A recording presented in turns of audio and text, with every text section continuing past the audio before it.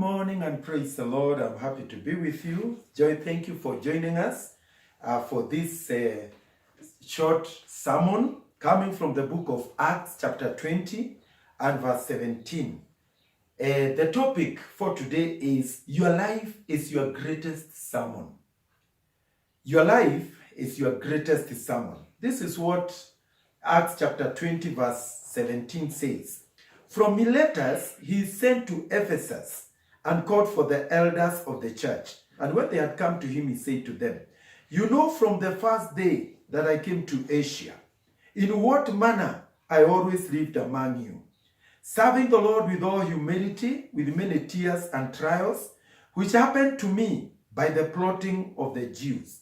How I kept back nothing that was helpful, but proclaimed it to you and taught you publicly and from house to house, testifying to Jews and also to Greeks, repentance toward God and faith toward our Lord Jesus Christ. And see, now I go bound in the Spirit to Jerusalem, not knowing the things that will happen to me there." Lord, I thank you for your word.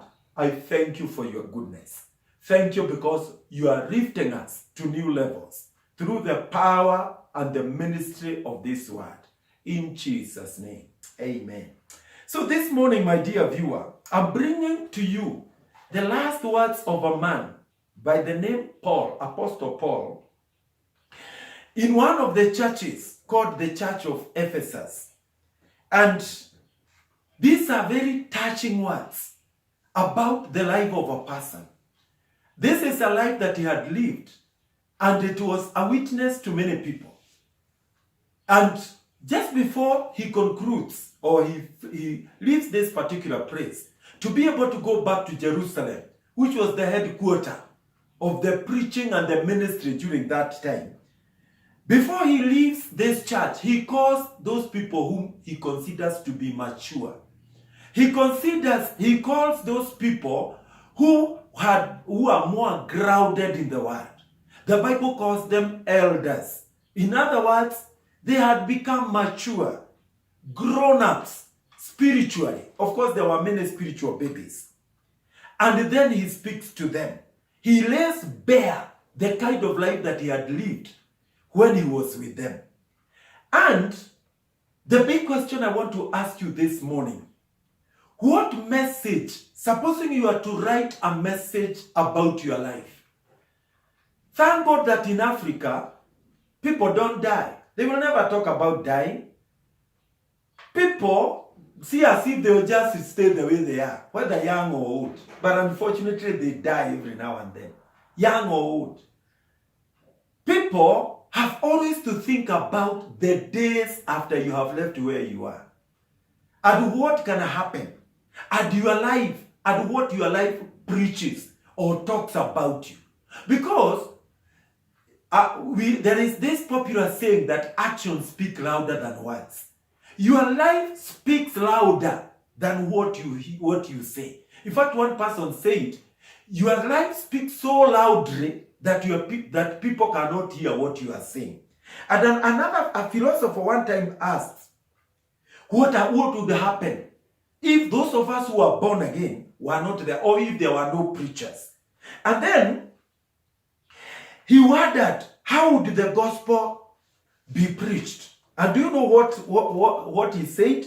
He said that, or he asked a question, what kind of a sermon would be preached if there were no preachers? He said, the lives of Christians, the lives of those who believe in God, the kind of life they live, if there was no preaching, that would be the preaching. So in other words, what you are living, how you are living, is a message in itself. So Paul lived an exemplary life amongst the Ephesian Christians, or when he was in this church of Ephesus. He read there as a preacher. Something very interesting, he does not just talk about the nice things that he enjoyed there. He talks about tears. You don't cry when you are happy. Rarely do you do that. He talks about trials. He talks about suffering in the hands of the Jews. He talks about many things. And of course, he had also good moments. But through it all, he was able to portray the message. Let me tell you this, my dear viewer. This is not easy, especially in our time. With the kind of life that we are living and the difficulties and the challenges that are there. I'm thinking of people who may not have food on the table at such a time as this. I'm thinking of somebody who has been sacked from his job. I'm thinking of somebody who has closed his or her business. I'm thinking of somebody who is going through fire. Fire because of trials, because of things that are happening to him, either by omission or commission. When you tell that person that his life is a message, his life is a sermon, I know it is a challenge. It's a challenge to me also. But let me tell you, there is grace that can help us. So Jesus also, he preached verbally, that is using words, and also his life was a message. So, when we look at this life of Paul, as he was saying goodbye after being in Ephesus for 3 years, we look at somebody who was telling us, you can be an example. No matter what, you can still be an example. You can still afford a smile in the midst of trials, instead in the midst of tears, in the midst of people who don't even know what you are doing. They don't recognize it. It doesn't matter. Doesn't make sense. In the midst of betrayal, you know, in our time there is a lot of betrayal. But people normally see it only in politics. But even in the church it is there. Even in workplaces it is there. Even those days it was there. Betrayal. But he was able to have a message that he could preach through his life. He didn't compromise what he believed in. Yes, he cried. The Bible says he was in tears, but he didn't compromise. So, the Bible says he preached in tears, in trials, with humility, publicly and also privately. Ephesians elders, they did not see inconsistency in his message. I know that is difficult. When you are subjected to this kind of a situation, can you still be consistent? God can help you. He can help me. And He will help us. You and I must live and exhibit the power and authority that is in the Word of God. I want to finish by quoting some words in the book of 1 Corinthians chapter 10 and verse 31. This is what the Bible says.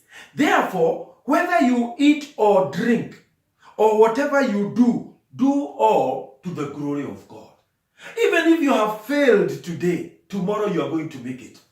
Whatever you do, whether it is eating or drinking, no matter what, let it glorify God in everything that you do. The best and most influential sermons that have ever been preached in life, they were not preached verbally, but they were preached verbally together with the life of a person. That's why whenever we have ample time and we are presenting messages, we bring in life examples. So, your life, it preaches more than your words.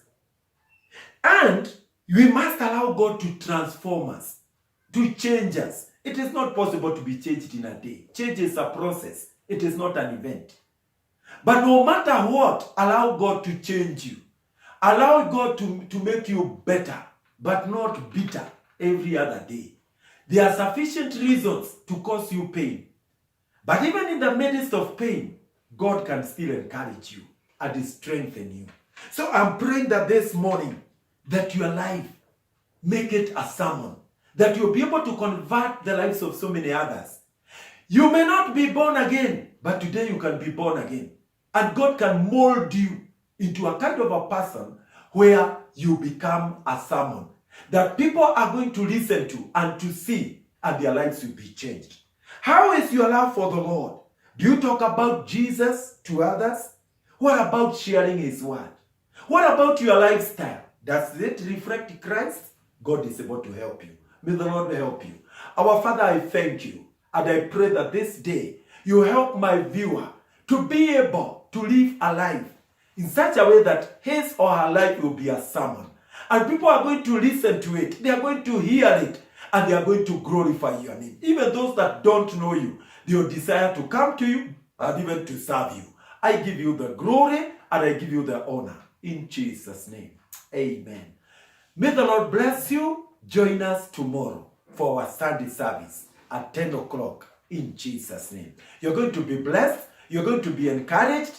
And the word of God is going to speak into your situation to the glory of the Lord in Jesus' name. Amen.